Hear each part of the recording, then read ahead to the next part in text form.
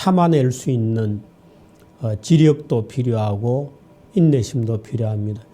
인내심은 누구나 가지고 있는 것처럼 보입니다만은 사실은 그 인내심이 가능하려면 적절한 지식에 의해서 또는 역사의 어떤 흐름에 대한 나름대로의 그 지식이 또는 지성이 뒷받침되지 않으면 그 인내심을 갖기라는 것은 참으로 어렵습니다. 그래서 그런 점이 말하자면 지금이야말로 우리가 보수가치를 재확립하고 긴 호흡으로 패배를 인정하고 그 패배를 되새기고 하는 그런 과정이 필요한 것이지 이 패배를 얼버무리거나 이렇게 해서는 일어설 수 없다. 오히려 지금은 오히려 대한민국에서 처음으로 지금 보수가 길거리에 나앉은 겁니다. 길거리에 나앉게 된 겁니다. 저는 뭐 저 자신에 대해서 비교하고 싶지 않습니다만은 뭐 저 자신만 하더라도 지금 길거리에 나앉은 셈이죠. 이제 그렇게 해서 길거리에 나앉은 겁니다. 문제는 이 시기를 잘 보내고 오히려 대한민국을 위해서 깊이 성찰하고 공부하고 오히려 새로운 대안들을 좌익들이 봐도 존경스러운 인정할 수밖에 없는 대안을 우리가 주고 그렇게 해서 국가를 오히려 지금이야말로 우리가 국가를 끌고 가는 주인이다. 잠시 맡겨놓는 거다 하는 그런 담대한 마음들이 필요한 것 같습니다.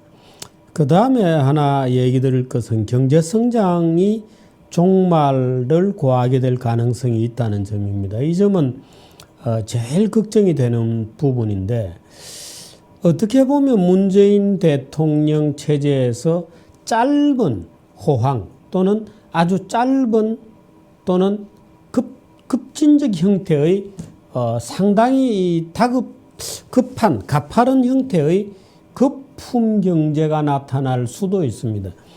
우리가 잘 알다시피 지금 문재인 후보는 어떻든 국가 부채와 연금 부채를 최대한으로 동원하겠다 하는 경제정책을 노골적으로 가지고 있습니다. 최저임금을 올리겠다 이런 것도 이제 지금 되어 있죠. 우선 당장 6월 말이면은 최저임금을 올려야 됩니다. 근로자들의 임금은 인상될 거다. 외환위기 우리나라가 98년도 외환위기를 당하기 직전에도 상당히 가파른 부음이 있었습니다.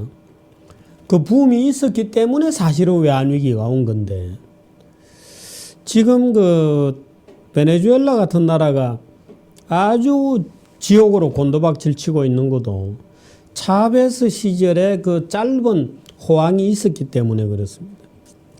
차베스 얘기를 끌어대면 아마 문재인과 문재인 캠프에서는 무슨 소리냐, 대한민국이 무슨 차베스처럼 우리가 차베스처럼 할 거라는 말이냐 라고 반발할지 모르지만 놀라지 마시기 바랍니다.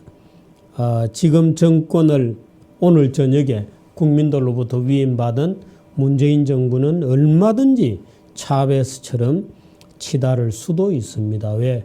다른 방법으로는 경기를 끌고 갈 방법이 없습니다.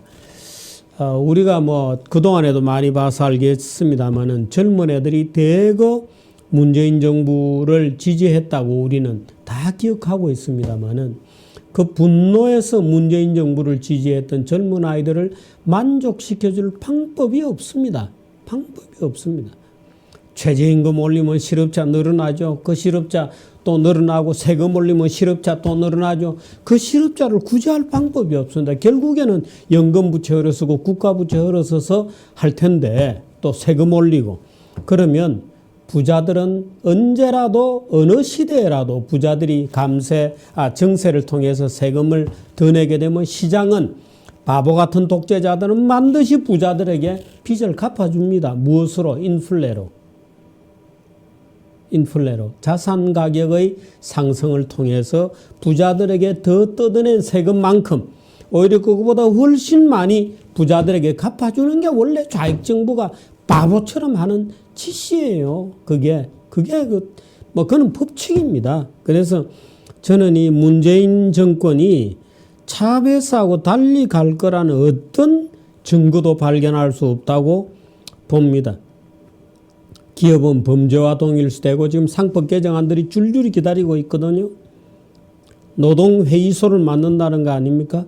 상공회의소에 맞짱을 뜨는 노동회의소, 최저임금 올린다는 거죠. 부자 세금 올린다는 거죠. 또 정교조 교육은 더 강화되겠죠. 그러면 학생들은 졸업할 때 더 무식하게 졸업하겠죠. 그들은 자기 무식에 합당한 소득의 자업을 가지게 되겠죠. 그렇게 되면 3만 달러, 4만 달러, 5만 달러의 소득이 있는 자업은 못 가지는 겁니다.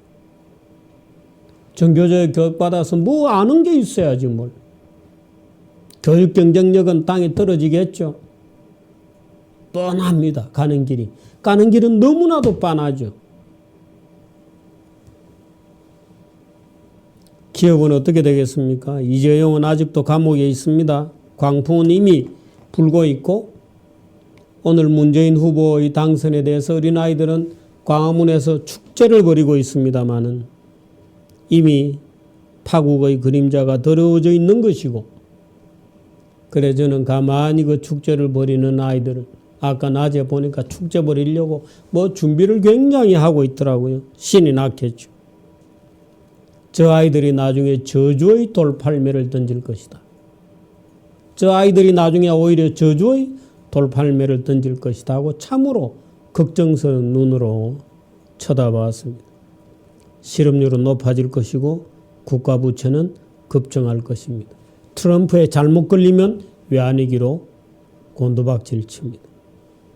청년 실업은 높아지고 성장률이 지속적으로 떨어지다가 어느 순간에 쇼크가 닥칠 수도 있습니다.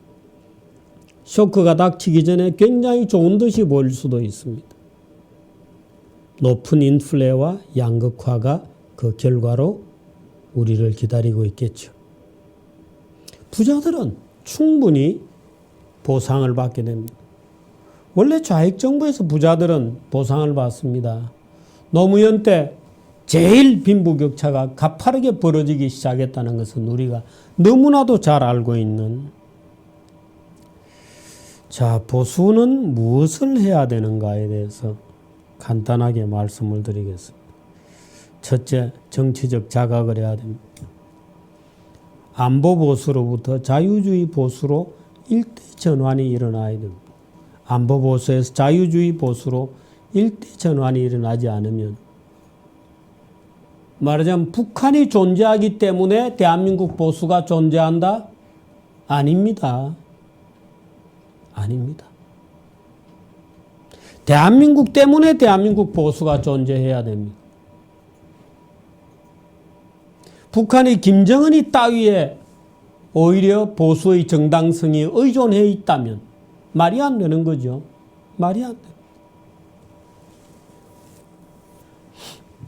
가치의 재정립도 필요하고 이념의 공부가 이제서부터 필요한